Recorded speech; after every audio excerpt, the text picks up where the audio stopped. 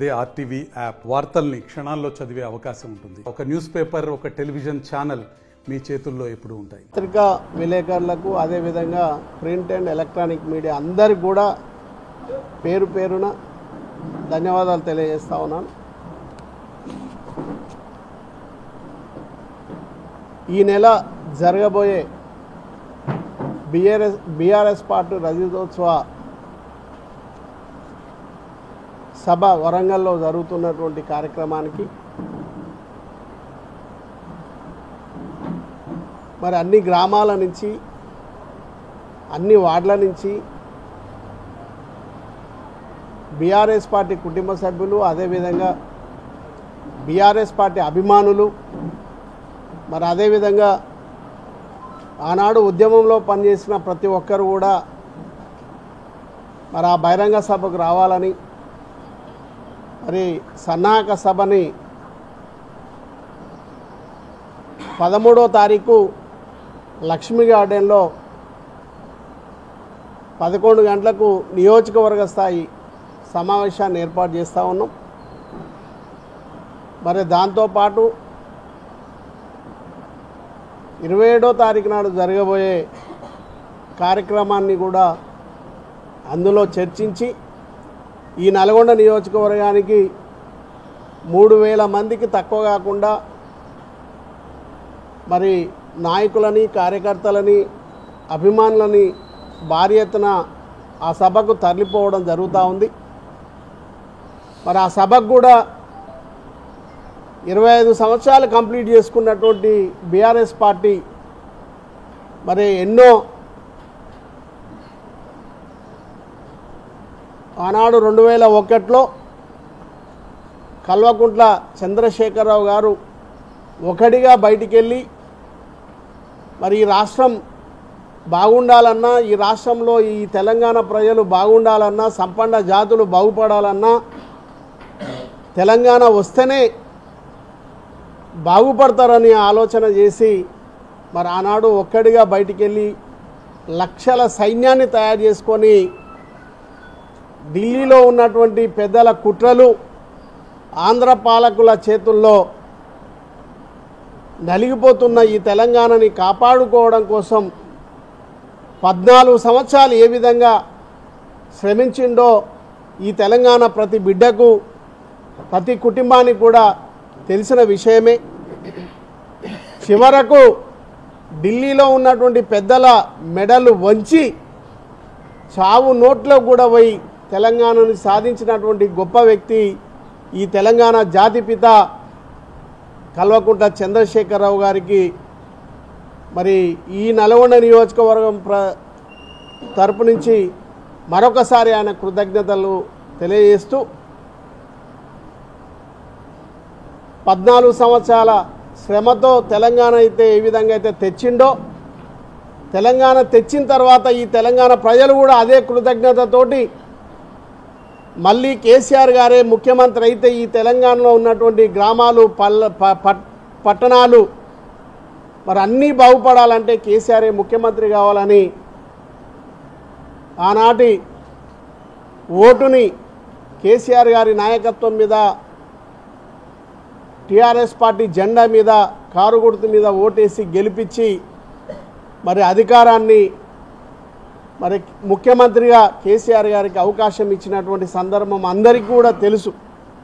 వచ్చిన సందర్భం, వచ్చిన అవకాశం కేసీఆర్ గారు కూడా మరి ఆనాడు ఏ విధమైనటువంటి కలలు కన్నాడో, ఈ తెలంగాణ సమాజం ప్రతి కుటుంబం ఏమి ఆలోచన చేసిందో, ఈ తెలంగాణ ప్రజల మనసుల్లో ఏమైతే కోరికలు ఉన్నాయో ఆ కోరికలన్నీ కూడా ఒక్కొక్కటిగా నెరవేర్చినటువంటి గొప్ప వ్యక్తి మన ముఖ్యమంత్రిగా మరి ఈ రాష్ట్ర బీఆర్ఎస్ పార్టీ అధ్యక్షుడైనటువంటి కల్వకుంట్ల చంద్రశేఖరరావు గారు చేసినటువంటి విషయాలు మనం గుర్తించుకోవాల్సినటువంటి అవసరం ఉంది. మరి ఆనాడు మొదటగా అన్నిటికన్నా ఈ తెలంగాణ ప్రజలు కాంగ్రెస్ చేతుల్లో నలిగిపోయి బలైనటువంటి పరిస్థితి రైతాంగమే. మరి ఆనాడు రైతాంగానికి కాంగ్రెస్ పార్టీ ప్రభుత్వంలో కరెంటు లేక, నీళ్లు లేక, నెర్రలు బారిన భూముల్లో నలిగిపోయినటువంటి పరిస్థితి, కరువుతో కటకటాలు ఆడినటువంటి పరిస్థితి, ప్రజలందరూ కూడా గమనించినటువంటి పరిస్థితిని మరి తెలంగాణ రైతాంగం సంతోషంగా ఉంటే అందరూ బాగుంటారు, అందరూ సంతోషంగా ఉంటారని ఆలోచన చేసి మరి ఈ దేశంలో ఈ ప్రపంచంలో ఎవరికి రాని ఆలోచన మరి తీసుకొచ్చినటువంటి సందర్భం. మొదటగా కరెంట్ ఇవ్వాలి. ఆనాడు కాంగ్రెస్ ప్రభుత్వం చేసినటువంటి వాళ్ళ చేతుల్లో 7 గంటల కన్నా ఎక్కువ కరెంటు లేనటువంటి పరిస్థితి నుంచి మరి మొదటి సంవత్సరం 9 గంటలు ఇచ్చి, రెండో సంవత్సరం నుంచి 24 గంటల కరెంట్ ఇచ్చి రైతుల కళ్ళల్లో ఆనందం చూసినటువంటి వ్యక్తి మన కేసీఆర్ గారు. ఆ తర్వాత మిషన్ కాకతీయ మరి ఈ తెలంగాణలో ఉన్నటువంటి ప్రాజెక్టులను కూడా పూర్తి చేసుకుంటూ మరి సాగునీరు ఇచ్చి, కరెంట్ ఇచ్చి, సాగునీరు ఇచ్చి వీరికి ఇంకా పెట్టుబడి సాయం కూడా రావాలి అని మరి పెట్టుబడి ఉంటేనే బంగారు పంటలు పండిస్తారని ఆలోచన చేసి మరి రైతుకు ఏనాడు కూడా ఏ ప్రభుత్వం కూడా రూపాయి ఇచ్చినటువంటి దాఖలాలు లేవు. రైతుల నెత్తిల్లో చేతులు పెట్టి రైతులను మోసం చేసిన ప్రభుత్వాలే ఉన్నాయి. కానీ రైతుకి ప్రత్యక్షంగా నగదునిచ్చినటువంటి ప్రభుత్వం ఆలోచన కేసీఆర్ గారు చేసి మరి పెట్టుబడి సాయం కింద ప్రతి రైతుకు ఎకరానికి 10,000 రూపాయలు ఇచ్చే కార్యక్రమాన్ని తీసుకున్నటువంటి సందర్భాన్ని గుర్తు చేస్తూ ఉన్నాను. మిల్లర్కు 10,000 క్వింటాల్లో, 15,000 క్వింటాల్లో, 20,000 క్వింటాలు ఇస్తే వాళ్ళు కూడా వెంటనే అక్కడ ఉన్నటువంటి ఐకేపీ సెంటర్లు, మార్కెట్ల ద్వారా లేకపోతే పిఎస్సి సెంటర్ల ద్వారా వెంటనే ఆడికి పోతాయి, వాళ్ళు ప్రాసెస్ చేస్తారు. కానీ మీరు ట్యాగింగే ఇస్తలేరు కదా. ఇక్కడ ఉన్నటువంటి జిల్లా కలెక్టరు ఎవరి ఫోన్ ఎత్తదు, ఎవరితోటి మాట్లాడదు, ఎవరైనా సలహాలు ఇచ్చినా అధికారులు కానీ అనుభవజ్ఞులు ఎవరైనా ఉంటే వాళ్ళు సలహాలు ఇస్తే కనీసం తీసుకోదు. ఫోన్ చేస్తే ఫోన్ ఎత్తేది లేదు, ఫోన్ ఎత్తొద్దట అని చెప్పి ఎంతవరకు కరెక్టో ఒకసారి ఆలోచన చేయమని అడుగుతా ఉన్నాను. ఒక జిల్లా కలెక్టర్ ఫోన్ ఎత్తకుండా సమాధానం చెప్పకుండా తప్పించుకుంటే ఎంతవరకు కరెక్టో ఒకసారి మీడియా ద్వారా నేను కలెక్టర్ గారిని ప్రశ్నిస్తూ ఉన్నాను. ఒక జిల్లా కలెక్టర్, ఒక జిల్లా అడ్మినిస్ట్రేటర్, జిల్లాలో ఎనీ సమస్య ఉంటుంది. సమస్యలు ఉన్నప్పుడు ఒక ప్రతిపక్షంలో ఉన్నటువంటి ఎమ్మెల్యేలుగా, మాజీ ఎమ్మెల్యేలుగా చేసినటువంటి మేము ఎక్కడైనా ప్రజలకు నష్టం జరిగినా, ఎక్కడైనా రైతాంగానికి ఇబ్బంది అయినా, ఎక్కడైనా రైతులకి ఏమైనా సమస్యలు ఉన్నా వెంటనే మీ ద్వారా తెలియపరిచి మీ ద్వారా వారికి నష్టం జరగకుండా ఏర్పాట్లు చేసేదానికి ప్రయత్నం చేస్తాం. కానీ మరి ఇవాళ జిల్లా కలెక్టరే ఫోన్లు ఎత్తకుండా ఏమున్నా 3 రంగుల కాంగ్రెస్ జెండా వేసుకొని తిరిగే పరిస్థితులు ఇవాళ జిల్లా కలెక్టర్ ఉంది.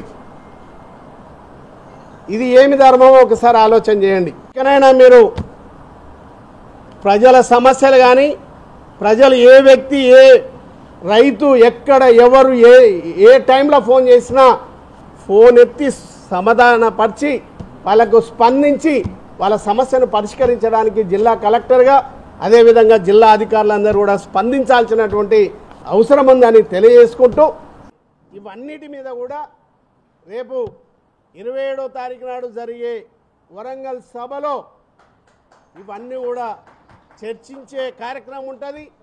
మరి కేసీఆర్